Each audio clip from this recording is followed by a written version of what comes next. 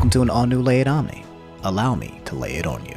Hey, what's up guys? Happy Friday. Hope you're having a good week. So yeah, yesterday was a pretty insane day for the Smash community as a whole. Nintendo succeeded at pissing off the entire internet to an extent I didn't even think was possible. In today's video, I'll be updating you guys on everything that has taken place so far since Nintendo decided to shut down the Big House tournament. A lot of things have happened. But before I get into anything, I just want to say, hey guys, we hit another milestone, alright? As of today, we've uploaded 40 days in a row. That's 40 daily videos a day for the rest of my life. That's absolutely ridiculous. Y'all can call me the consistency king now because your boy has uploaded more in the past 40 days than he has in some full years. And I just want to say thank you guys for encouraging me every day to keep pushing through, okay? Eventually, the streak will have to come to an end, okay? I can't do that forever. So when it does, I'm hoping you guys will still stick around. And unfortunately, I think we have to give up on the reaching 200,000 subscribers by the end of November or I'll quit YouTube goal. We're currently at around 153,000. That means we need about 47,000 and we have like 10 days left. We would roughly need about 5,000 subscribers a day to reach that goal. But yeah, it'd be like that. It is what it is. November 30th, last video on this channel. I'll see you guys then. Alright guys, let's go over the updates, alright? So after the announcement, everyone on the internet joined in on the hashtag Free Melee trend in an attempt to rebel against Nintendo's terrible act. Quick recap in case you don't know, Nintendo basically issued a cease and desist to shut down an online tournament that contained both Super Smash Bros. Melee and Ultimate. This was mainly due in part by the existence of Slippy, which is a mod of the emulator Dolphin that allows people to play Super Smash Bros. Melee with people around the world with a feature known as rollback that lets people play as if they're playing offline. Now, in case you missed it, here's a few of the most popular hashtag Free Melee tweets. King Bobby G tweeted this comment on the hashtag Free Melee petition literally couldn't have said it better. And the comment reads as follows: was there really no consideration of contracting the Slippy team and legitimizing the product, Nintendo? I mean, Star Fox was made by a group of teenage Brits that knew your products better than you too. Sega adapted with Sonic Mania, SNK worked with Code Mystics to implement rollback and Garu and KOF. Very recently, ArcSys flat out hired a single dev and some enthusiasts to bring rollback to Guilty Gear. These game sales exploded. You could monetize your nearly 19-year-old game again just like your embarrassing emulated 3D Mario collection at $60. But you'd rather watch your project die than let it modernize and flourish, simply because it was quote-unquote not invented here. Shameful behavior. Your adherence to precedents will be the death of your company. I will never buy your shitty hardware or software again. Hashtag Free Melee. At Big Ike Fan 7000 tweeted, everyone should emulate Path of Radiance and Radiant Dawn for Nintendo GameCube and Nintendo Wii. Hashtag Free Melee.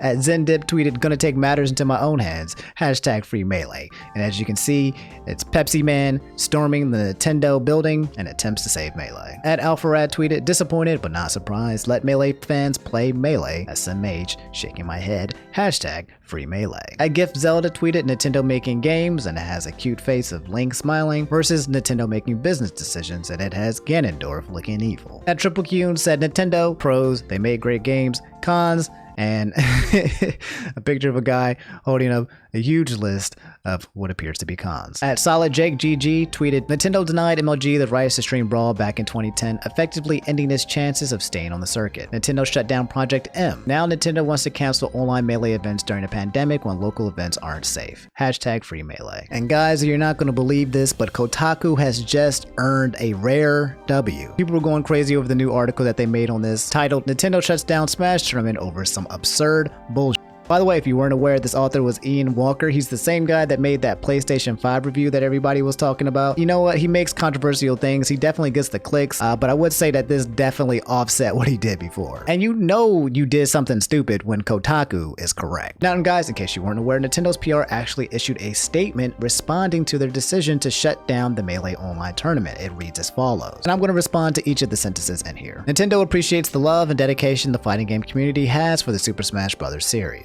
Number one, no they don't. The community had to raise $100,000 on its own for charity just for Nintendo to allow them to run a tournament. There hasn't been an ounce of appreciation to show to the Melee community from what I've seen. We have partnered with numerous Super Smash Bros. Tournaments in the past and hosted our own online and offline tournaments for the game, and we plan to continue that support in the future. Stop right there. From what I understand, the majority of the money still comes from other sponsors, not Nintendo, so I think they just kind of put their name on it and that's about it. Unfortunately, the upcoming Big House tournament announced plans to host an online tournament for Super Smash Bros. Melee that requires use of illegally copied versions of the game in conjunction with a mod called Slippy during their online event. Now, okay, this statement is just false, okay? Nearly every person and their mom has like 3 to 4 Melee discs. To suggest that it requires use of illegally copied games is false, since emulation is actually legal in the US as long as you have the original GameCube disc. And the Slippy mod itself is a mod to the original Dolphin emulator itself, not the game, and it doesn't qualify as a modded game. Moving on, Nintendo therefore contacted the tournament organizers to ask them to stop. Pause. I'm curious about this statement. Like, when did Nintendo reach out to them? I'm assuming we won't get to know those details. I'm guessing it's confidential, but it appears there was a warning given at one point in time. I'm guessing the refusal to,